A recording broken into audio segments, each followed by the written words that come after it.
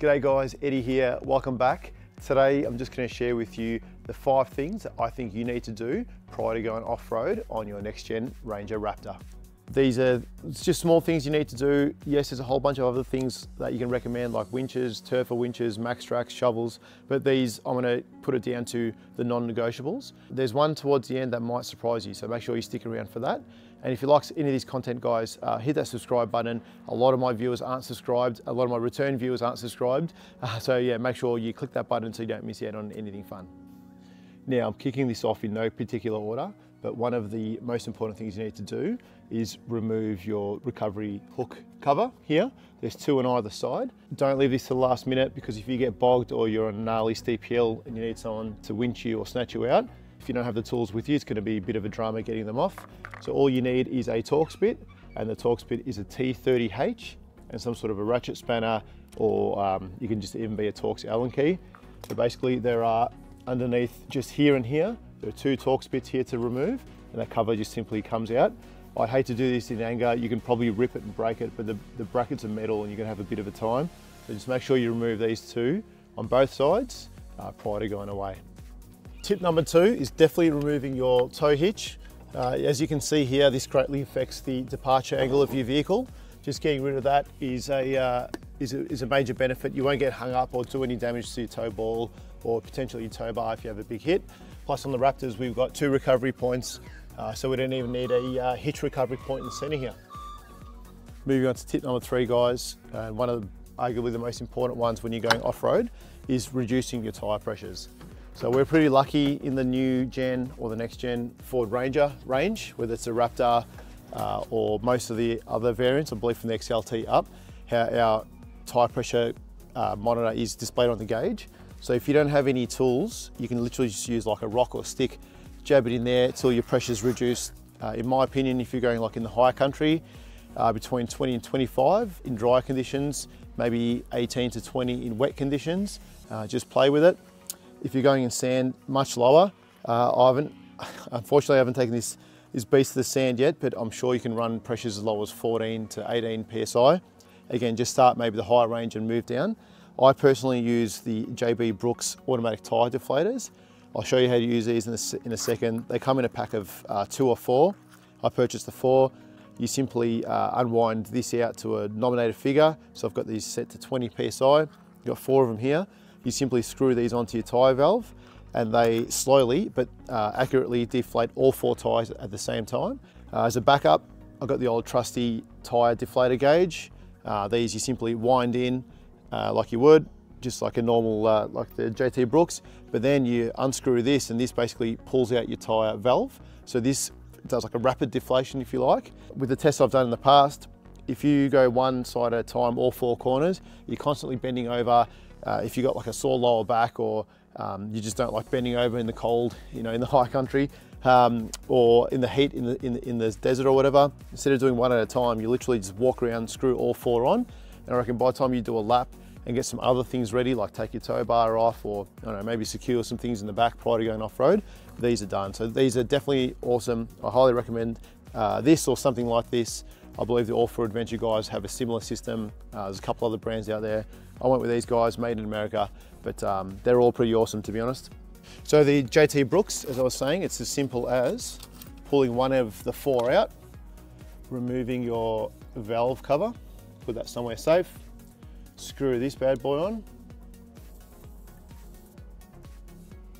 Let's give this a bit of a flick. And there you go. Move on to the next one.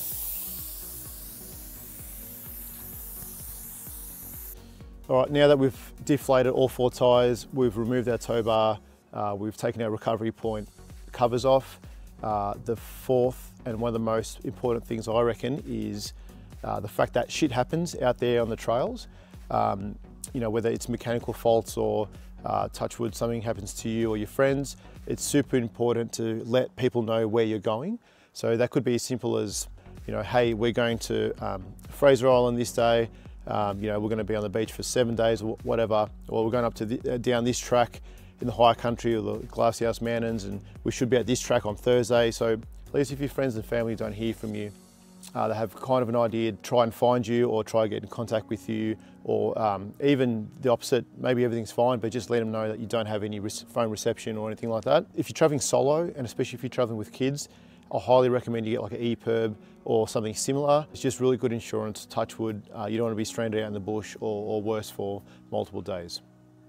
Okay, so we've ticked off 4 of the 5 boxes. We've done all the removal stuff, deflated the tyres. We've had a friggin' awesome day out on the beach or up in the high country or in Central Australia, wherever you are, ripping up with the Raptor. And now it's time to hit the black stuff and come back home again. There's a few different ways to increase your tyre pressure. Back in the day, we used to just like literally use a stick, drop them, go forward driving, drive back to the servo on 15, 18, 20 pound. You know, back when you were a P-player, you couldn't afford these nice things. But now that Kings, and there's a whole bunch of other cheaper sort of products out there, like you can get their tyre inflators for like 100 bucks, I think 150 bucks, so they're fairly cheap and they're fairly quick too. In my last patrol, I had the ARB twin compressor with the whole, like I call it the servo system, where you use the meter and you can adjust on the app exactly how many PSIs you want in the tyre. That was like 1,500 bucks, and with the air tank, I think it was about $2,000, was a lot of money. This time I opted for something a little bit more portable. Granted, it's not as quick as the ARB stuff, but this was like 250 bucks. I'm a Milwaukee guy, all my tools are Milwaukee anyway, so I just put a 6 amp hour battery in this. And this unit is awesome. So it's super light, super portable, obviously. You can just pretty much go anywhere. And like I said, if you're a Milwaukee guy, there's DeWalt versions of this, there's Makita versions of this, there's AEG versions, so it really depends on what you want. Milwaukee claim this unit will top up a 33-inch tyre in 1 minute. I've got a 295/75, which is basically a 34-inch on this Raptor, so we'll test that in a second. I've dropped one of the tyres just down to 18 because we're not going into the bush today, so I've only done the one. So we'll throw this on in a second and just see roughly how long it takes to re-inflate this. But some of the other good features about the Milwaukee Tyre Inflator is that they've got what they call true fill technology. So that ensures a digital readout basically that's accurate plus or minus 1 PSI. So if you're like, and in my experience, when I've hooked this up to the tyres and the TPMS on the vehicle is exactly the same as what this reads. So either they're both bang on or they're within 1 PSI of each other, which is great. What I also like about it, it's got an auto pressure check feature. So what that means is, like I said before, when it comes to deflating stuff, you don't want to sit there, bent over in an awkward position in the blaring sun or in the freezing cold. This, you literally, you turn the unit on. I've got a few presets, so like my memory, the first one's 36, which is what I run this car on. You literally plug it in, you press start, and that's it. It'll go to 36, it'll stop, it says it's 34, it'll inflate, so it gets it bang on to 36 or whatever you set it to. What it doesn't do is deflate, as in say you set it to 40, and for some reason goes up to 44, it won't deflate. However, I've never ever, I reckon I've owned this for like 2 or 3 years and used it on multiple cars, and push bikes and motorbikes, it's never ever gone above. It's whole anti-automatic shut-off stuff that they claim prevents overinflation. In my experience, it works, and it works really, really well. And another great thing, again, about having tools that all suit is, say, we've just done one full tyre, so we're still on 4 bars. This is a 6 amp hour battery. You'll do a whole car of maybe 1 to maybe half a battery, so they're quite efficient, I reckon. You can easily do 2 cars like yours and your mate's car or whatever. And once you're done, I'll just literally throw this back in the Bluetti, and that'll just charge the batteries as we drive to the next site. So yeah, it's a fairly simple system, and the good thing about this is, like, I just leave this in my tool trailer. If I have a flat in the car or the trailer or whatever, it's all sorted, got all my tools with me and all the gear. So I highly recommend a portable one. Yes, it's a little bit slower, but I think just the versatility far outweighs a fast air compressor. The only time I'd reinvest, again, I purchased an ARB twin in our last patrol. The only time I'd do that again is if I was traveling full time and it was constantly on-road, off-road, on-road, off-road, daily or multiple times a day. But for the weekend warrior, or the one trip in a year or whatever, this is the gear for you, I reckon. And bonus tip number 6, because I know you guys are going to roast me in the comments about this. Eddie, there's no point having all this gear if you have no recovery gear. Absolutely. It almost goes without saying, any four-wheel drive, you must carry a recovery gear. I'm not going to talk about my kit, but mine lives in the car all the time. It's a bit of a hybrid of ARB kit, and I think I even got some Kings and Hercules gear in there for some extra equalizer straps and stuff like that. Doesn't matter what gear it is.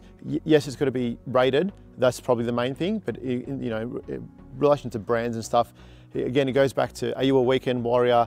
Are you doing this, every RDO? Are you doing this for a lap around Australia? Or are you literally like, you might go forward driving, you might not.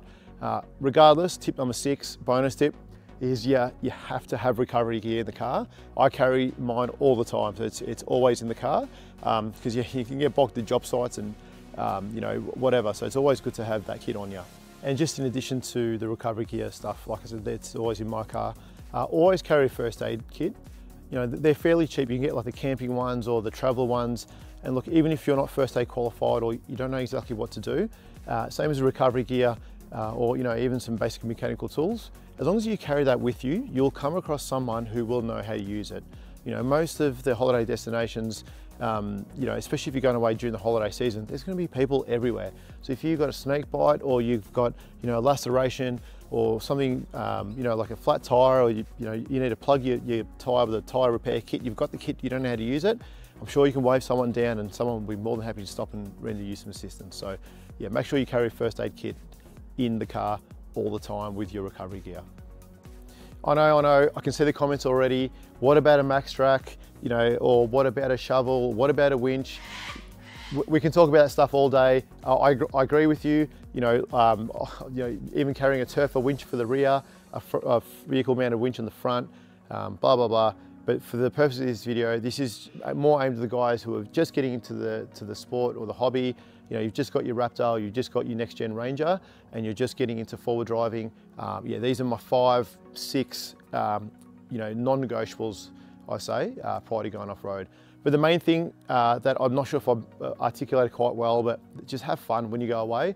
Don't stress. Going off-road is so much fun. Just get out there, have a laugh with your mates or your family, and don't take it too seriously, but at the same time, be serious and be safe. Thanks guys, see you next time.